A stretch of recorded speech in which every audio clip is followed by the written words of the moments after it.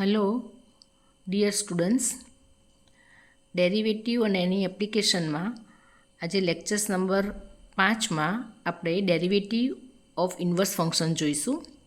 Inverse ફંક્શનની ફોર્મ્યુલાસ 6 હતી આપણે જોઈ ગયા હતા. આ ફોર્મ્યુલાસ છે સાઇન ઇન્વર્સ એક્સનું ડેરિવેટિવ 1/√1 - x², કોસ ઇન્વર્સ એક્સનું ડેરિવેટિવ, ટેન ઇન્વર્સ એક્સનું ડેરિવેટિવ, કોટ ઇન્વર્સ એક્સનું ડેરિવેટિવ, સેક ઇન્વર્સ એક્સનું ડેરિવેટિવ અને કોસેક ઇન્વર્સ એક્સનું ડેરિવેટિવ.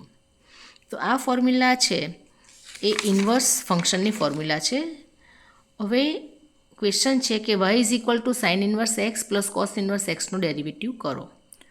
હવે જો તમે જે ફોર્મ્યુલાસ જાણો છો એની મદદથી તમે ડેરિવેટિવ કરશો તો differentiation with respect to x, sine inverse એક્સનું derivative 1/√1 - x² plus cos inverse એક્સનું ડેરિવેટિવ -1/√1 - x² થશે. આ માઇનસ અને આ પ્લસ એટલે અહીંયા માઇનસ થશે તો આન્સર 0 આવશે.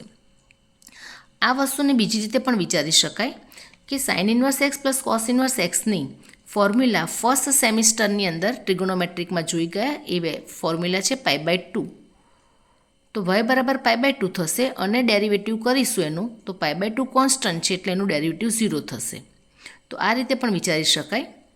સો આ જે રીત છે એ વધારે કમ્ફર્ટેબલ રીત થશે.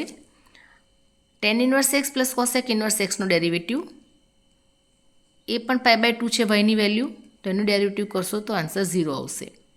સેક ઇન્વર્સ માઇનસ કોસેક ઇન્વર્સની વેલ્યુ પણ π/2 છે અને એનું ડેરિવેટિવ કરશો તો 0 આવશે. તો આ 1 માર્કની ખાલી જગ્યામાં આવી શકે. y = tan inverse x/a. તો અહીં આપણે જે ફોર્મ્યુલા છે એનો ઉપયોગ કરીશું. તો tan ઇન્વર્સ એક્સનું ડેરિવેટિવ શું હતું? 1/1 + x². આ tan ઇન્વર્સ એક્સનું ડેરિવેટિવ છે 1/1 + x². તો tan ઇન્વર્સ x/a નું ડેરિવેટિવ શું થશે? તો 1/1 + x/a². પણ x/a નું ડેરિવેટિવ લખવું પડશે. 1/a કોન્સ્ટન્ટ છે, બહાર નીકળી જશે એટલે xનું ડેરિવેટિવ 1 થશે એટલે 1/a રહેશે. a² લસા લેશો તો a² + x² ઉપર a² આવશે અને 1/a છે તો એક એ ઉડી જશે એટલે આન્સર આવશે a/a² + x². અહીં તો x/a નાની સંખ્યા છે પણ અહીંયા આગળ કૌંસમાં મોટી સંખ્યા હોય અથવા તો મોટી ટર્મ આપી હોય તો કઈ રીતે કરી શકાય? ફોર્થ એક્ઝામ્પલ છે tan ઇન્વર્સ √1 - cos(x/1 + cosec). તો વર્ગમૂળ પહેલાં દૂર કરવાનું. હવે અહીંયા બહાર tan ઇન્વર્સ હોય તો અંદરનો જે પોર્શન છે એને 10માં લાવવા પ્રયત્ન કરવાનો. દાખલા તરીકે 1 - cos 2x ની ફોર્મ્યુલા છે 2 sin² x/2 અને 1 + cos 2x ની ફોર્મ્યુલા છે 2 cos² x. અહીંયા x છે તો અહીંયા x/2 આવે, અહીંયા 2x હોય તો અહીંયા x આવે. એ 2 2 ઉડી જશે. sin² / cos² એટલે tan² થશે અને વર્ગમૂળમાં છે એટલે 10 x/2 થશે એટલે 10 અને tan ઇન્વર્સ ઉડી જશે તો y બરાબર x/2 થશે. અને ડેરિવેટિવ કરશો તો 1/2 કોન્સ્ટન્ટ બહાર નીકળશે અને એક્સનું ડેરિવેટિવ 1 થશે એટલે આન્સર આવશે 1/2. y = tan inverse sec x + tan x. તો અહીંયા તો કોઈ આપણી પાસે બીજો એવો કોઈ ઓપ્શન નથી કે આને આપણે કન્વર્ટ કરી શકીએ ટેનને, એટલે આપણે જે ફોર્મ્યુલા છે એની મદદથી જ ડેરિવેટિવ કરીશું. tan ઇન્વર્સ એક્સનું ડેરિવેટિવ 1/1 + x. એક્સની જગ્યાએ આખું છે sec x + tan x. tan inverse x 1/1 + x² એટલે sec x + tan x હોલ² અને પછી જે x છે આખો એનું ડેરિવેટિવ લખવાનું એટલે કે sec x + tan x નું ડેરિવેટિવ લખવાનું. sec x નું derivative sec x + tan x અને tan x નું ડેરિવેટિવ sec² x. નીચે a + b હોલ² a² + 2ab + b² A formula વાપરીને sec² x + 2 sec x tan x × tan² x કરીશું. હવે 1 + tan², sec² - tan² = 1 છે તો 1 + tan² = sec² લખાય. આ 10 ને આ બાજુ લઈ જઈએ તો 1 + tan² = sec² લખાશે. તો 1 + tan² ની જગ્યાએ sec² લખીશું. ના sec² છે એટલે 2 sec² થશે. આ ટર્મ એઝ ઇટ ઇઝ છે. આ અહીંયા મલ્ટિપલ કરશો એટલે 1 લખવાની જરૂર નથી અને ઉપરથી તમે ઉપર જો sec x into tan x plus sec square x, અને નીચેથી તમે 2 કોમન કાઢો તો નીચે પણ sec square x plus sec x into tan x એ ઉડી જશે, એટલે આન્સર આવશે 1/2. y is equal to sine inverse 2x/1 plus x square. તો આવા પ્રકારના 6 નંબરનો જે એક્ઝામ્પલ છે એવા પ્રકારના એક્ઝામ્પલો હાયર એજ્યુકેશનમાં પણ આવશે બીઈમાં, અને અહીંયા આગળ આ લેવલમાં પણ તમે આ એક્ઝામ્પલ યાદ રાખી શકો. તો sign inverse 2x/1 plus x square, તો એક્સની જગ્યાએ હું 2x મૂકું તો શું થશે, અથવા તો એક્સની જગ્યાએ ટેન થીટા મૂકે, સોરી એક્સ બરાબર ટેન થીટા, તો થીટાની કિંમત શું થશે, ટેન ઇન્વર્સ એક્સ, એટલે એક્સની જગ્યાએ આપણે ટેન થીટા મૂકો તો 2 tan theta upon 1 plus tan square theta. તો અહીં છે એ સાઇન 2 થીટાની ફોર્મ્યુલા છે, કારણ કે બહાર સાઇન ઇન્વર્સ છે તો મારે અંદરની ટર્મને સાઇનના ફોર્મમાં કન્વર્ટ કરવાની.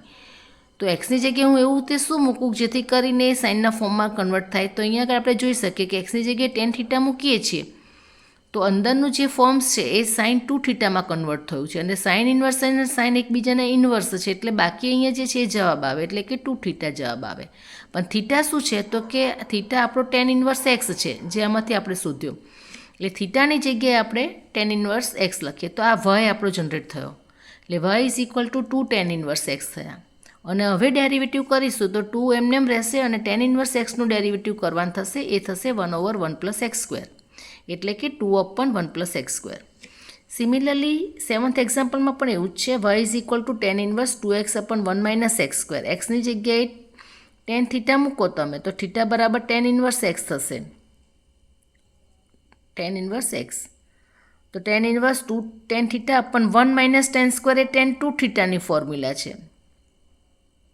ઓકે, તો ટેન ઇન્વર્સ અને ટેન ઉડી જશે તો 2 થીટા આવશે, અને થીટા એટલે ટેન ઇન્વર્સ એક્સ, અને ડેરિવેટિવ કરશો તો 2 બહાર રહેશે, અને ટેન એક્સનું ડેરિવેટિવ 1/1 પ્લસ એક્સ સ્ક્વેર, એટલે આન્સર આવશે 2/1 પ્લસ એક્સ સ્ક્વેર. તો sine 2 theta, cos 2 theta, tan 2 theta, sine 3 theta, cos 3 theta, tan થીટાની ફોર્મ્યુલા યાદ રાખી નાખવાની, એટલે એ એક્ઝામ્પલ એ રીતે કરી શકાય. y is equal to tan inverse cos theta upon 1 plus sine theta. તો અહીંયા તો એવું કશું છે નહીં, તો અહીંયા આગળ નીચે જે આપ્યું છે એનું આપણે કોન્જ્યુગેટ લીધો, એટલે 1 પ્લસ સાઇન થીટાનો કોન્જ્યુગેટ થશે 1 માઇનસ સાઇન થીટા, અંશમાં અને છેદમાં બંને જગ્યાએ લખ્યા, એટલે નીચે a પ્લસ બી અને a minus B formula, a square minus B square, એટલે 1 માઇનસ સાઇન સ્ક્વેર, અને 1 માઇનસ સાઇન સ્ક્વેર એટલે કોસ સ્ક્વેર. ઉપર છે cos theta 1 minus sine theta, એટલે એક કોસ ઉડી જશે, એટલે ઉપર રહેશે 1 માઇનસ સાઇન થીટા, નીચે કોસ થીટા, એટલે એ 1ના છેદમાં કોસ થીટા અને સાઇન થીટાને આપવાનો કોસ થીટા, એટલે sec theta minus tan theta. આ એક્ઝામ્પલ આપણે આગળ હતું. તો y is equal to tan inverse sec theta minus tan theta. હવે ડેરિવેટિવ કરીએ તો tan inverse x, tan inverse એક્સનું ડેરિવેટિવ 1/1 પ્લસ એક્સ સ્ક્વેર, તો 1/1 પ્લસ એક્સનો સ્ક્વેર, એક્સ આખું છે, sec theta minus tan theta whole square, અને પછી સેક થીટા માઇનસ ટેન થીટાનું ડેરિવેટિવ લખવાનું. સેક થીટાનું derivative sec theta into tan theta minus tan થીટાનું ડેરિવેટિવ સેક સ્ક્વેર થીટા. અહીંયા આગળ sex a minus B whole square સાદું રૂપ આપી દેવાનું, a square minus 2ab plus B square, that means sec square theta minus 2 sec theta into tan theta plus tan square theta. 1 plus tan square theta is equal to sec square theta. So sec square theta plus sec square theta એટલે 2 sec square theta minus 2 sec theta into tan theta, અને ઉપર પણ same છે, sec theta into tan theta minus sec square theta, તો આમાંથી minus common કાઢી નાખીએ, એ minus બહાર રહેશે તો ઉપર અને નીચેની ટર્મ સરખી થઈ જશે, એ ઉડી જશે, એટલે આન્સર આવશે -1/2.